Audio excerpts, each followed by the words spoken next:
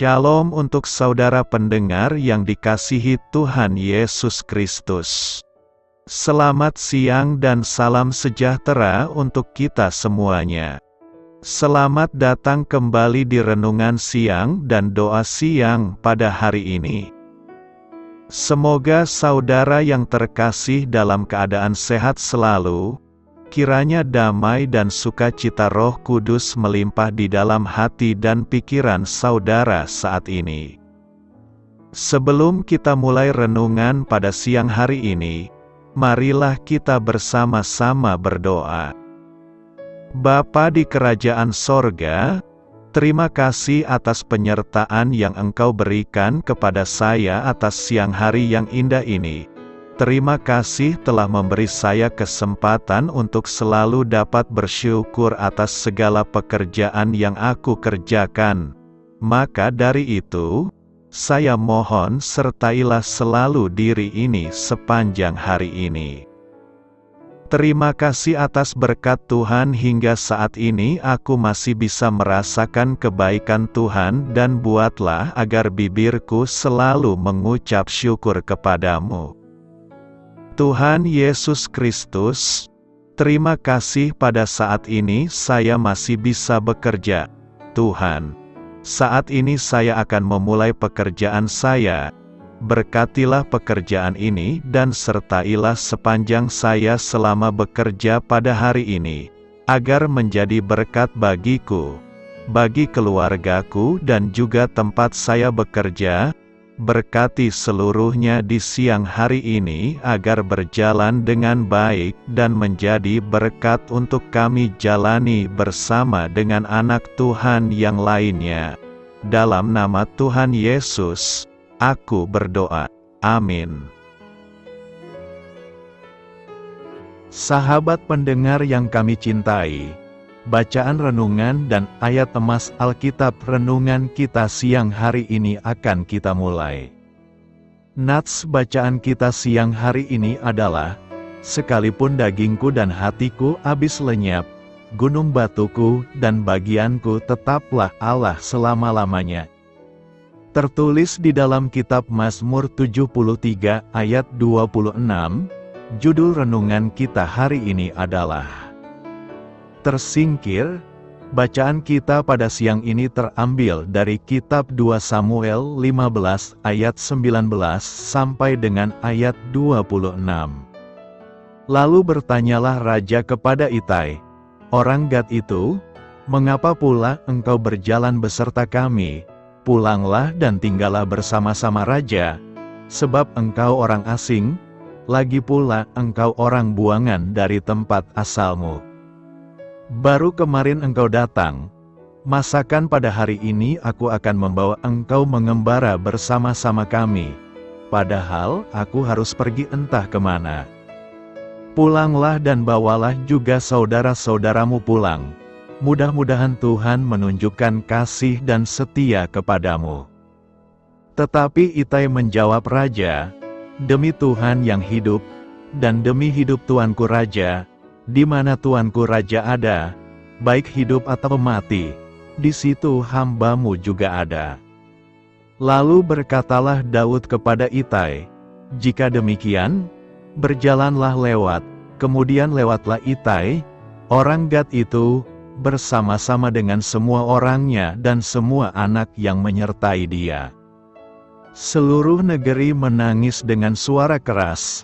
Ketika seluruh rakyat berjalan lewat, raja menyeberangi sungai Kidron dan seluruh rakyat berjalan ke arah padang gurun. Dan lihat, juga Zadok ada di sana beserta semua orang Lewi pengangkat tabut perjanjian Allah. Mereka meletakkan tabut Allah itu, juga Abiatar ikut datang sampai seluruh rakyat dari kota selesai menyeberang. Lalu berkatalah raja kepada Zadok, "Bawalah tabut Allah itu kembali ke kota. Jika aku mendapat kasih karunia di mata Tuhan, maka Ia akan mengizinkan aku kembali, sehingga aku akan melihatnya lagi, juga tempat kediamannya. Tetapi jika Ia berfirman, 'Begini, aku tidak berkenan kepadamu,' maka aku bersedia, biarlah dilakukannya kepadaku apa yang baik di matanya. Ayat renungan kita ini terambil dari kitab 2 Samuel 15 ayat 19 sampai dengan ayat 26. Kata bijak Alkitab hari ini adalah, kita dapat menanggalkan kekhawatiran kita bersama Allah karena Allah peduli. Mari kita mulai renungan siang kita. Baiklah, mari kita mulai segmen kisah inspiratif. Daud melarikan diri dari Yerusalem, diusir dari rumah oleh putranya, Absalom, yang telah mengumpulkan tentara untuk mendukungnya.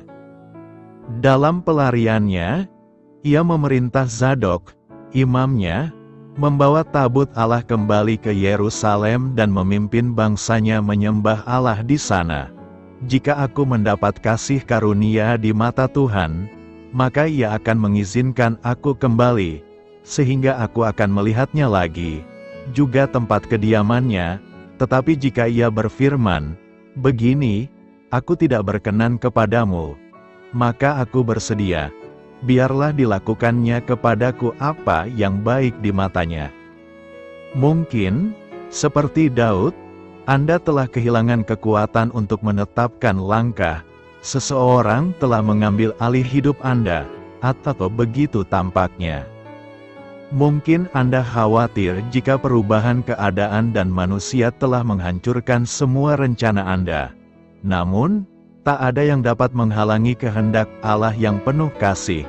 Tertulianus menulis, jangan menyesali sesuatu yang telah dirampas oleh Tuhan Allah, yang tanpanya tak sehelai daun pun dapat terlepas dari pohonnya, atau burung pipit yang paling tidak berharga sekalipun dapat jatuh ke bumi. Bapa Surgawi tahu bagaimana memelihara anak-anaknya dan hanya akan mengizinkan apa yang menurutnya baik. Kita dapat bersandar pada hikmat dan kebaikannya yang tiada terhingga. Sebab itu, kita dapat berkata seperti Daud, maka aku bersedia, biarlah dilakukannya kepadaku apa yang baik di matanya. Saat kau tak berdaya dalam pusaran kehidupan, kekuatan kuasa Allah akan menopangmu, kekuatanmu yang merosot akan dipulihkan, karena Dia Allah yang peduli padamu. Tuhan adalah bagianku. Ratapan 3 ayat 24 berkata, Tuhan adalah bagianku, kata jiwaku, oleh sebab itu aku berharap kepadanya.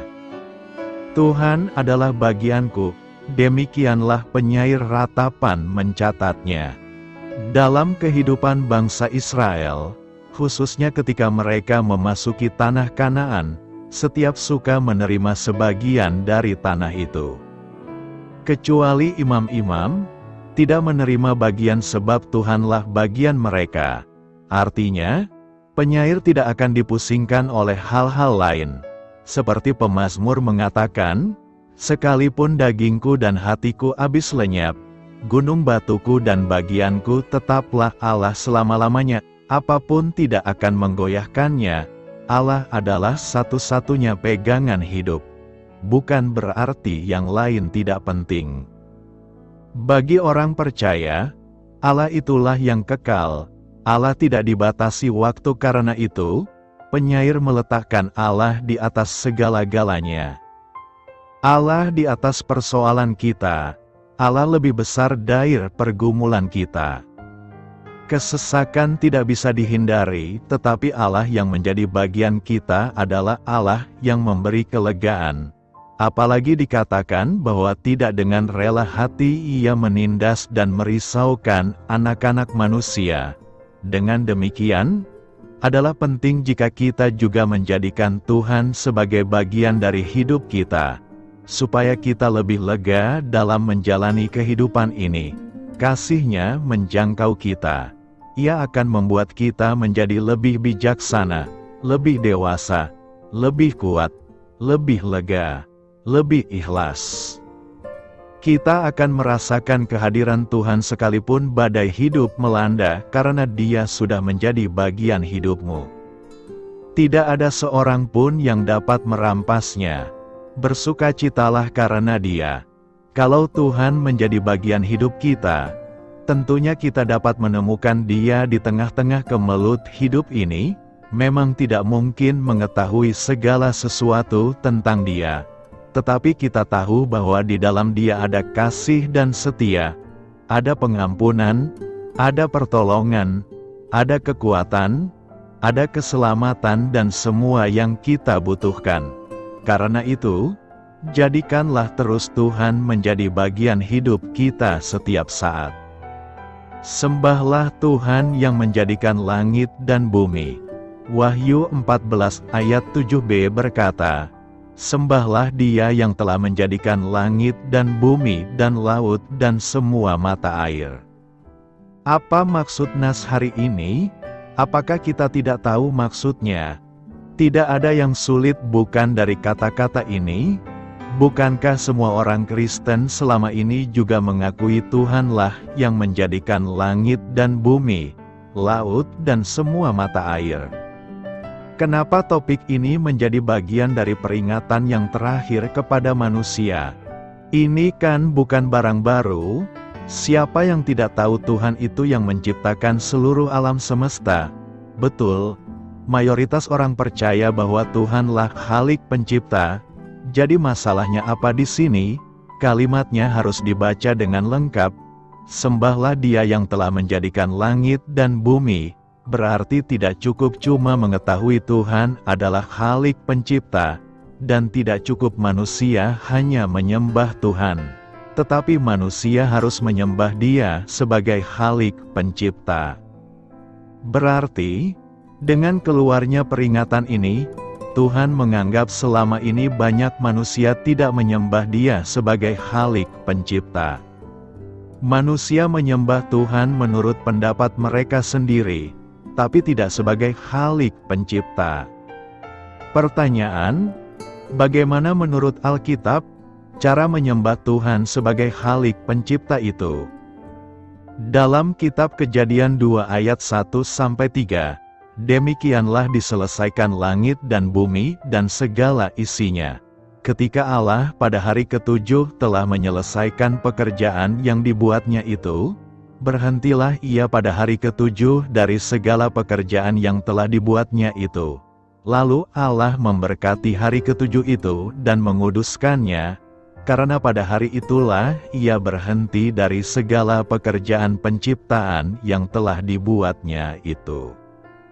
Di seluruh Alkitab, titel Tuhan sebagai Khalik pencipta hanya dikaitkan dengan hari ketujuh, yang disebut Sabat hari ketujuh.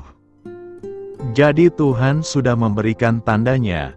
Memelihara hari yang ketujuh itu tandanya menyembah Tuhan sebagai Khalik pencipta. Saat ini kita menyembah Tuhan pada hari Minggu, itu berarti kita harus mengkhususkan waktu, tenaga dan pikiran kita untuk menyembah Tuhan pada hari Minggu itu. Hindarilah semua kegiatan yang membuat kita batal untuk datang menyembah Tuhan, agar kita diberkati dan dilindunginya. Karena itu, mari sembahlah Tuhan di dalam setiap perjalanan kehidupan kita. Apa maksudnya mengatakan bahwa Tuhan adalah bagianku? Daud berkata, "Tuhan, hanya Engkaulah bagianku dan cawanku. Engkau membuat nasibku aman." Ayat lain yang menyebut Tuhan sebagai bagianku mencakup Mazmur 73 ayat 26, Mazmur 142 ayat 5, dan Ratapan 3 ayat 24. Kata Ibrani untuk porsi ada hubungannya dengan ransum atau bagian dari sesuatu yang dibagi. New Living Translation menerjemahkan kata Ibrani untuk bagian sebagai warisan dalam Mazmur 16 ayat 5. New American Standard menghubungkan kata porsi dengan warisan. Tuhan adalah bagian dari warisanku. Warisan mengacu pada pembagian tanah yang diberikan kepada Israel ketika mereka memasuki tanah perjanjian. Warisan keluarga sangat penting dalam masyarakat Ibrani. Tanah tersebut diberikan oleh Allah kepada anak-anaknya, umat Israel, dan hukum Musa menetapkan bahwa bagian tanah suatu keluarga harus tetap menjadi milik keluarga tersebut. Undang-undang juga mengatur bahwa hanya anak laki-laki dari istri sah yang mempunyai hak waris. Jika tidak ada anak laki-laki, maka harta itu akan diberikan kepada anak perempuan, dengan syarat mereka tidak menikah dengan salah satu sukunya. Jika seorang janda dibiarkan tanpa anak, maka keluarga terdekat dari pihak suaminya mempunyai hak untuk menikahinya, dan jika suaminya menolak, keluarga terdekat dapat menikahinya. Jika tidak ada seorang pun yang mengawini janda tersebut, maka warisan akan tetap menjadi miliknya sampai ia meninggal dan kemudian dikembalikan kepada keluarga terdekatnya. Semua suku Israel, kecuali satu, menerima sebagian dari tanah perjanjian. Suku Imam Lewi tidak menerima warisan tanah. Lewi tidak mempunyai bagian atau warisan bersama saudara-saudaranya. Tuhanlah milik pusakanya, seperti yang dijanjikan Tuhan, Allahmu, kepadanya. Orang-orang Lewi tidak mempunyai bagian dari tanah itu, tetapi Allah berjanji untuk menjadi bagian mereka. Dia akan mengurus kebutuhan mereka. Warisan, sebagaimana digunakan dalam kitab suci, dapat merujuk pada lebih dari sekedar harta warisan. Hal ini juga mempunyai makna teologis.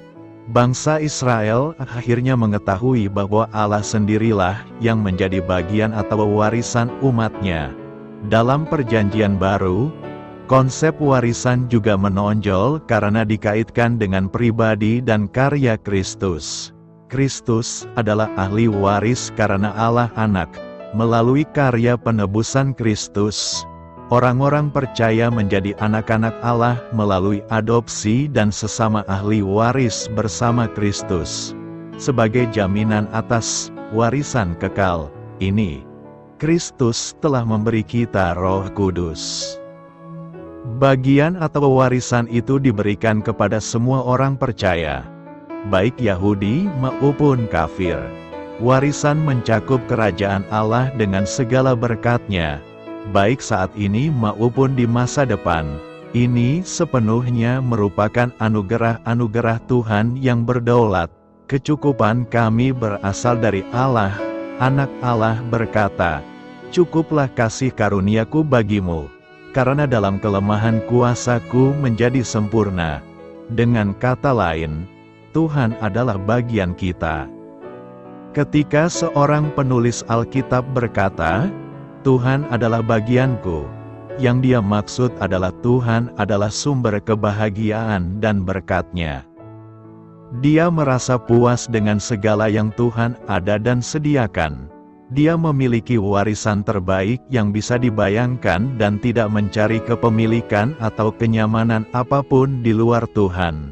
Kekayaan, kehormatan, teman dan ketenaran tidak ada yang lebih berharga daripada janji-janji Tuhan.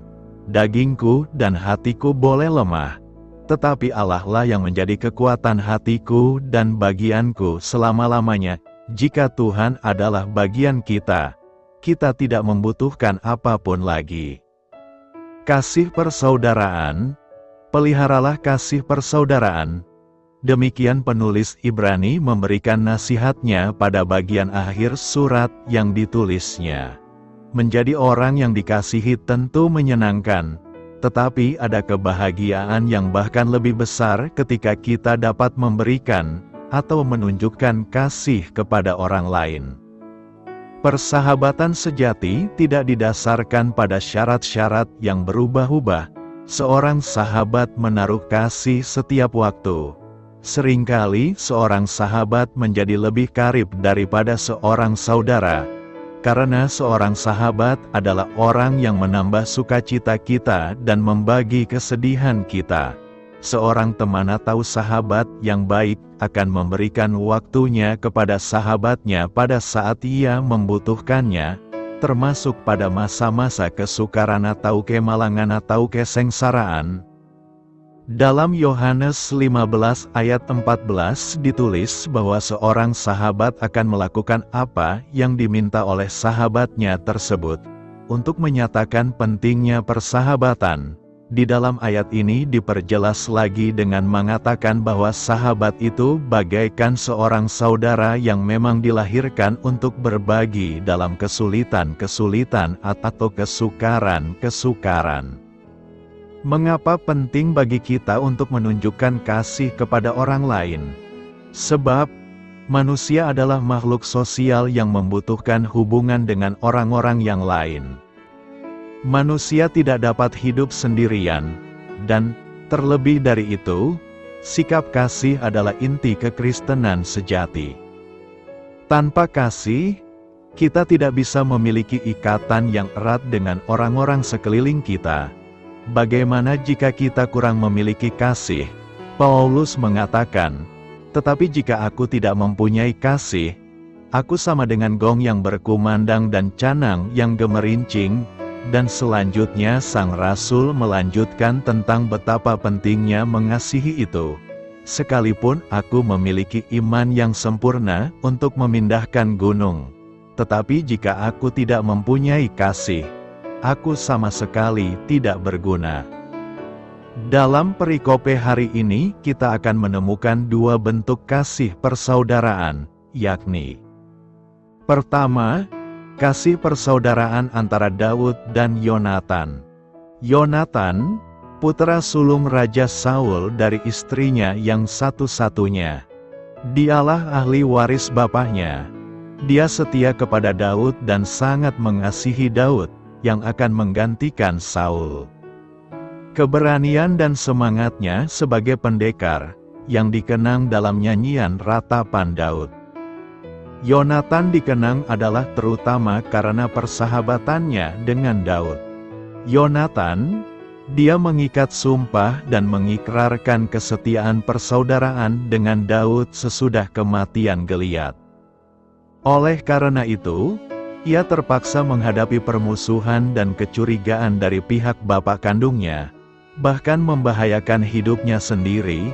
Perpisahan dua sahabat karib ini sangat mengharukan. Agaknya, Yonatan tidak menyertai bapaknya dua kali memburu Daud, yaitu ke En-Gedi dan Hahila. Akhirnya ia tewas secara menyedihkan dalam kemenangan orang Filistin di Gunung Gilboa, bersama bapaknya dan kakak adiknya. Hubungan persahabatan yang erat antara Daud dan Yonatan menjadi contoh kisah kasih persaudaraan yang paling menonjol dalam catatan Alkitab Perjanjian Lama. Meskipun Yonatan, berdasarkan keturunan, adalah ahli waris takhta Saul, ayahnya, ia tidak membenci Daud dan memandangnya sebagai saingan, tetapi ia mengakui bahwa perkenan Allah ada pada Daud. Alkitab menyatakan persahabatan Daud dan Yonatan ini sebagai perpaduan jiwa. Ketika Yonatan tewas dalam pertempuran, Daud dengan sangat pilu meratapi kematian sahabatnya itu. Daud berbicara tentang persahabatannya yang istimewa dengan Yonatan dipandang dari segi pengabdian, penyerahan, dan kesatuan tujuan. Yonatan telah menerima pilihan Allah untuk Daud sebagai raja yang berikut tanpa merasa iri atau dengki. Hubungan Daud dengan Yonatan jika digambarkan dengan bahasa sekarang, istilah kekiniannya adalah bromance, yaitu suatu ikatan emosional non-seksual yang erat antara dua orang laki-laki, atau lebih. Suatu persahabatan yang memiliki tingkat keintiman emosional yang sangat tinggi seperti hubungan kakak beradik, bahkan lebih dari itu. Kita tentu tahu makna kata romance, yang menunjukkan suatu keadaan yang mengungkapkan perasaan riang bahagia yang berhubungan dengan cinta antara dua orang yang saling mencintai. Istilah bromance diambil dari situ. Hanya saja, bromance Ini tidak melibatkan perasaan cinta asmara dan seksualitas, tetapi lebih ke perasaan kasih persaudaraan, persahabatan yang sedemikian itu dapat terjalin karena Daud maupun Yonatan menempatkan loyalitas kepada Allah di atas segala-galanya. Dan, merujuk kembali kepada bromance Daud dan Yonatan, kita melihat kesetiaan non-seksual Yonatan secara jasmani dan rohani merupakan teladan tentang kesetiaan kepada kebenaran dan persahabatan, maupun dalam hal mendamaikan orang. Sikap Yonatan merupakan tugas dan watak yang harus dimiliki anak-anak Allah. Kedua, kasih persaudaraan antara Daud dan Saul. Berbeda dengan Yonatan, kasih persaudaraan Daud dengan Saul agak unik. Pada dasarnya Saul tidak menyukai Daud, namun Daud tetap menjalin kasih persaudaraannya dengan Saul. Hal itu terbukti bahwa Daud tidak menginginkan kematian Saul. Meskipun Daud berada dalam bahaya jikalau Saul masih hidup, tetapi kecintaannya kepada Israel sebagai umat Allah membuat dia tidak ingin Raja Israel itu dihancurkan. Dia tidak ingin keamanan pribadinya menjadi lebih utama daripada keamanan seluruh bangsa. Hati Daud tidak pernah berpaling dari raja yang diurapi Tuhan. Dia tidak pernah kehilangan kesetiaan kepada Saul. Dia tidak membunuh Saul dalam 2 kesempatan. Dia juga tetap berduka karena kematian Saul, bahkan membunuh orang yang mengaku membunuh Saul. Dia tetap setia kepada Saul walaupun Saul berusaha membunuh dia. Setelah kita renungkan hal ini, barulah kita menyadari betapa bodohnya Saul.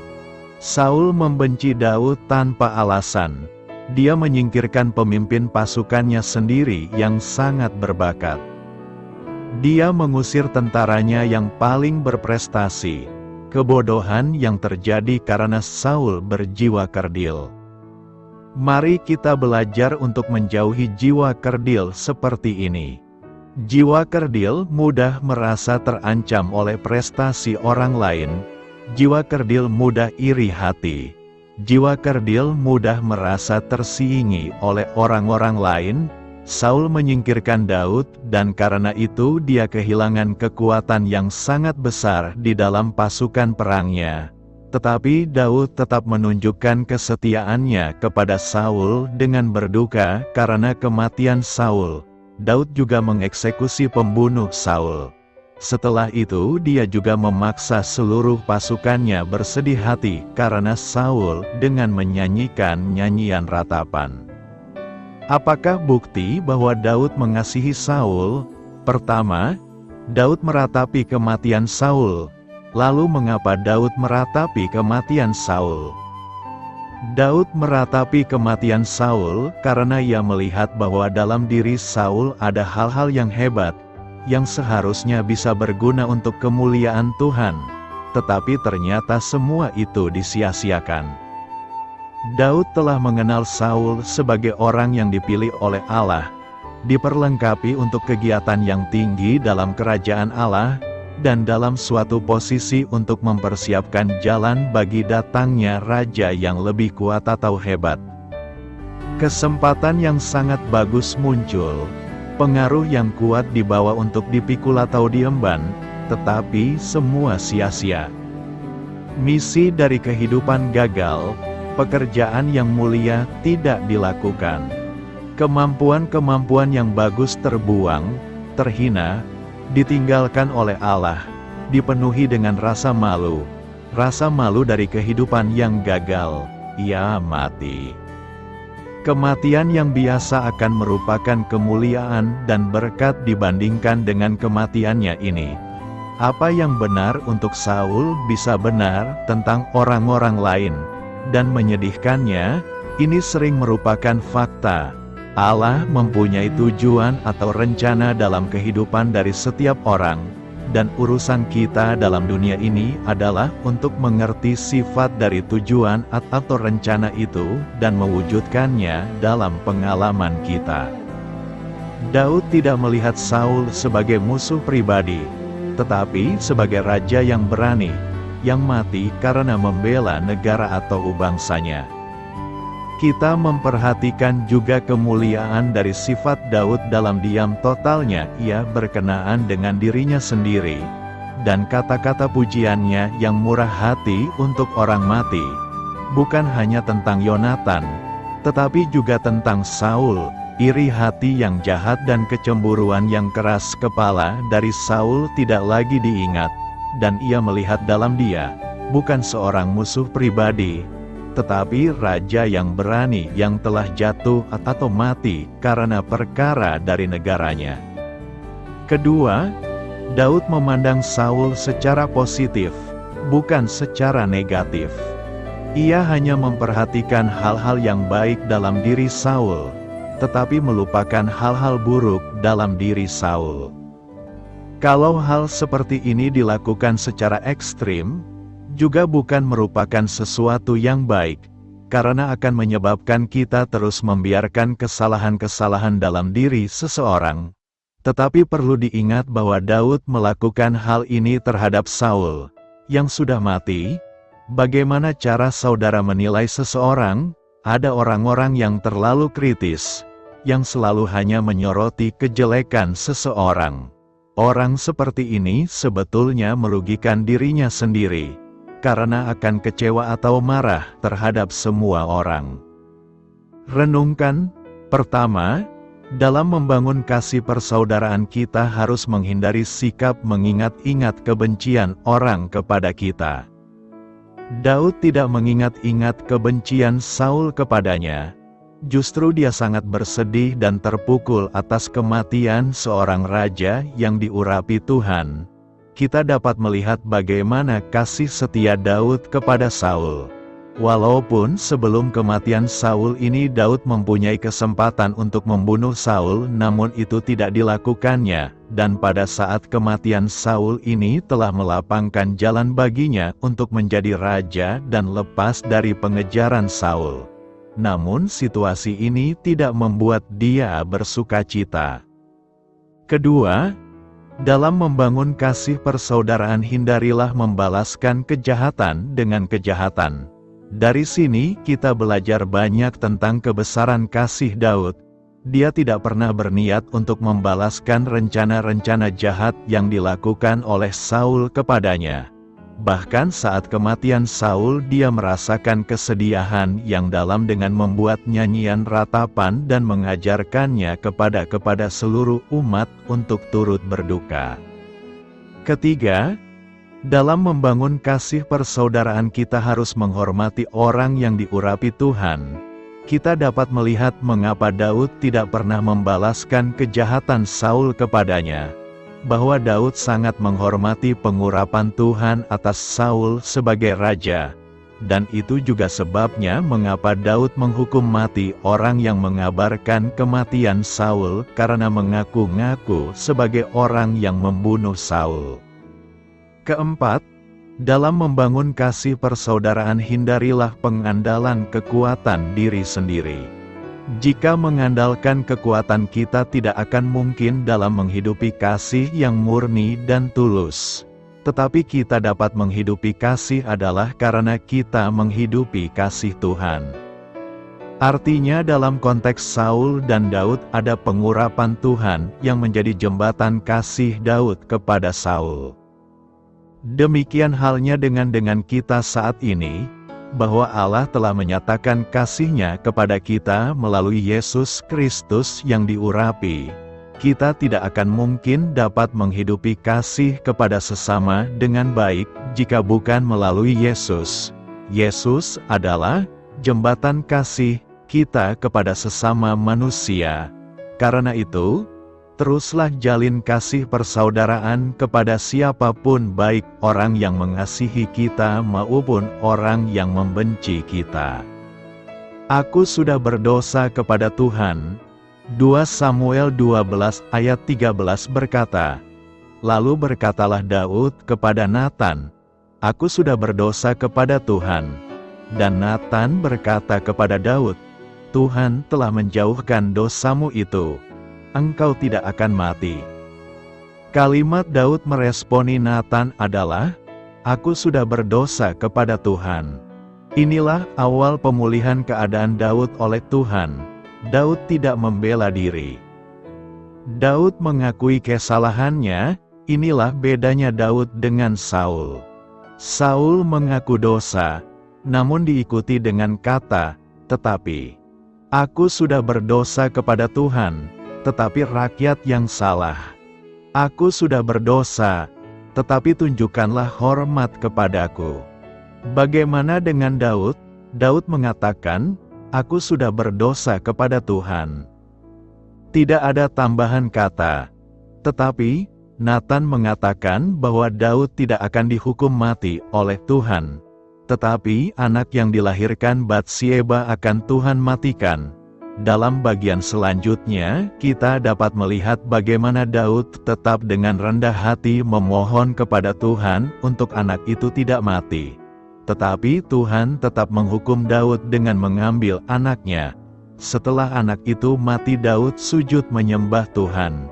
Daud yang jatuh sekarang mulai bangkit meninggalkan dosanya.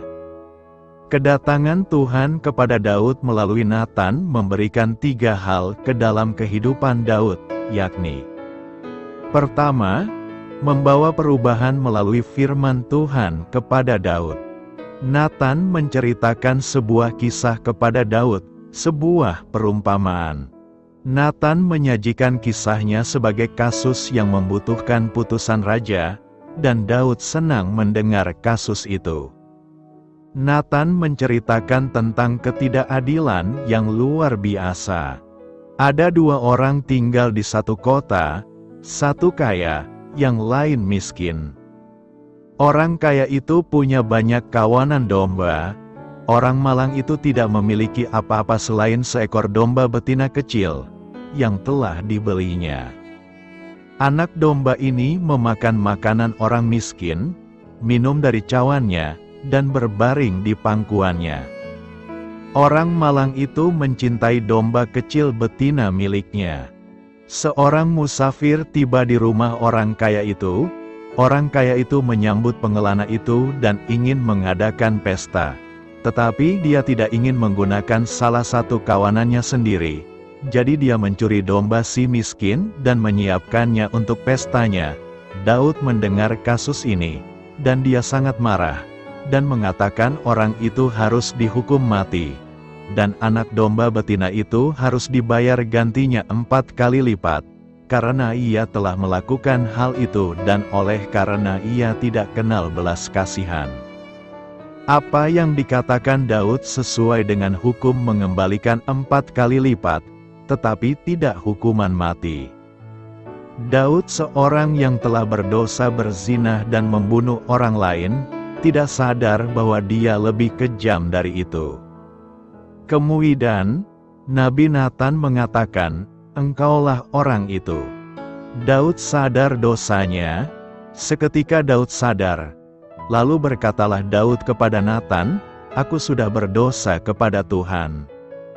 Setelah lebih dari 9 bulan Daud diam dan menutupi dosanya, sekarang dia mengakui dosanya kepada Tuhan. Pengakuan ini adalah awal dari pertobatan dalam kehidupan Daud, yang dia ungkapkan dalam Mazmur 51. "Kasihanilah aku, ya Allah, menurut kasih setiamu. Hapuskanlah pelanggaranku menurut rahmat-Mu yang besar." Daud berkata, "Aku telah berbuat dosa," dan dia bertobat dan dipulihkan. Firman Tuhan menerobos dalam kehidupan Daud ketika tidak ada hal lain yang bisa dilakukan. Waktu tidak membuatnya bertobat. Hati nurani juga tidak membawanya ke sana. Jangan pernah meremehkan kekuatan firman Tuhan untuk mengubah hidup seseorang, untuk mengubah hidup kita. Demikianlah firman-Ku yang keluar dari mulutku. Ia tidak akan kembali kepadaku dengan sia-sia. Firman Tuhan dapat membawa perubahan dalam hidup Anda ketika tidak ada hal lain yang bisa atau mau dilakukan. Kedua, membawa ketertiban atau disiplin kepada Daud. Daud berdosa dengan pedang, dan sekarang dia hidup dengan pedang. Daud mengambil istri orang, maka hal yang sama terjadi kepadanya. Di sini kita tiba pada prinsip penting yang dinyatakan berulang kali dalam Alkitab, kejahatanmu akan menghajar engkau, dan kemurtadanmu akan menyiksa engkau. Dalam Alkitab banyak contoh, seperti Yakub, dia menipu ayahnya dan Esau, di kemudian hari dia juga ditipu oleh Laban. Jadi, dosa kita sendiri akan mengoreksi kita. Jadi mari kita tanyakan pada diri kita sendiri ketika kita tergoda untuk melakukan kekerasan, penipuan, atau tindakan tidak baik lainnya. Apakah saya ingin berada di pihak penerima ini? Disiplin Tuhan dalam kehidupan Daud adalah tanda pasti bahwa Tuhan masih memiliki pekerjaan yang harus dia lakukan. Tuhan tidak pernah meninggalkan anak-anaknya dalam dosa mereka. Tuhan memulihkan Daud, bukan hanya sekedar memaafkan, tetapi membersihkan Daud dari penyebab dosa-dosa itu, sehingga dia membenci apa yang dulu ia cintai. Ketiga, memberikan pengharapan kepada Daud. Daud berkata kepada Nathan, "Aku sudah berdosa kepada Tuhan." Dan Nathan berkata kepada Daud, "Tuhan telah menjauhkan dosamu itu, engkau tidak akan mati." Ketika Nabi Nathan bercerita tentang ketidakadilan, Daud berkata, "Orang yang melakukan ini harus dihukum mati." Artinya Daud harus dihukum mati karena dialah orang yang kejam itu. Dia telah mengambil nyawa, dan menurut hukum Allah, dia pantas dihukum mati. Tetapi kabar baiknya, Daud tidak dihukum mati. Dan Nathan berkata kepada Daud, "Tuhan telah menjauhkan dosamu itu, engkau tidak akan mati." Di mana Tuhan menempatkan dosa Daud, dia menaruhnya di atas Yesus. Tetapi Tuhan telah menimpakan kepadanya kejahatan kita sekalian. Tuhan memberikan kesempatan kedua kepada Daud, dan Daud menghargai kasih karunia Tuhan. Itu sebabnya pertobatannya jauh lebih besar dari dosanya. Siapa saja yang pada waktu ditegur oleh Allah mau merendahkan hati dengan disertai pengakuan dan pertobatan, sebagaimana halnya Daud, bisa merasa pasti bahwa ada pengharapan baginya. Siapa saja yang di dalam iman mau menerima janji-janji Allah, akan memperoleh pengampunan. Mari belajar peka mendengar firman Tuhan. Karena itu, ketika firman Tuhan sedang menunjukkan kepada kita dosa-dosa kita, mari berkata, "Aku sudah berdosa kepada Tuhan." Selamat berkarya untuk Tuhan. Selamat memulai karya dalam minggu ini untuk Tuhan. Doa saya menyertai saudara sekalian. Saya memberkati Anda agar sewaktu Anda mencarinya dari Dia, Bapa Surgawi Anda akan memberikan bagi Anda roti harian Anda. Dalam nama Yesus Kristus, Tuhan yang berkuasa atas alam semesta dan menuntun kita kepada iman yang menyelamatkan, Tuhan Yesus menyertai senantiasa. Tuhan memberkati. Amin.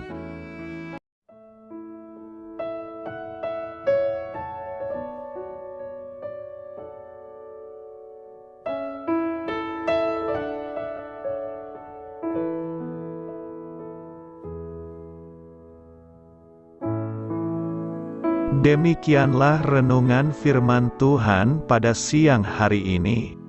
Semoga menjadi kekuatan di dalam hidup kita dan menjadikan kita pribadi yang lebih sukses.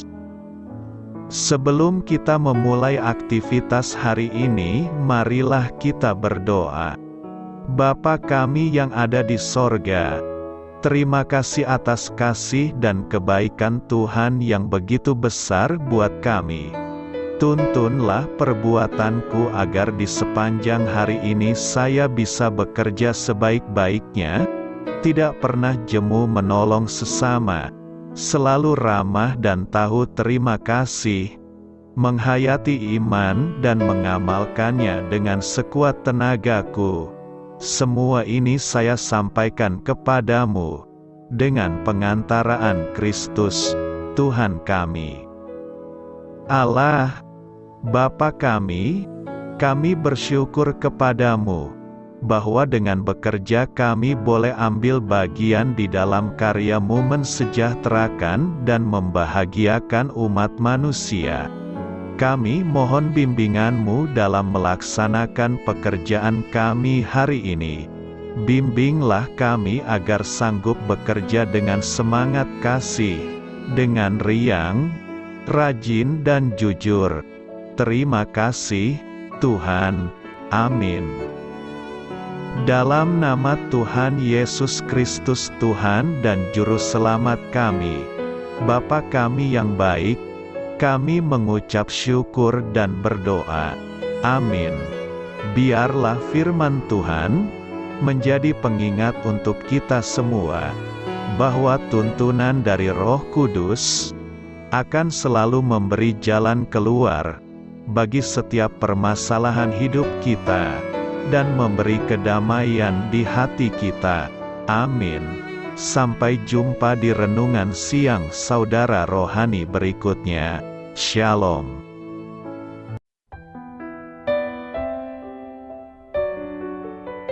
Halo untuk semua pendengar saudara rohani yang terkasih di dalam nama Tuhan Yesus Kristus dimanapun berada.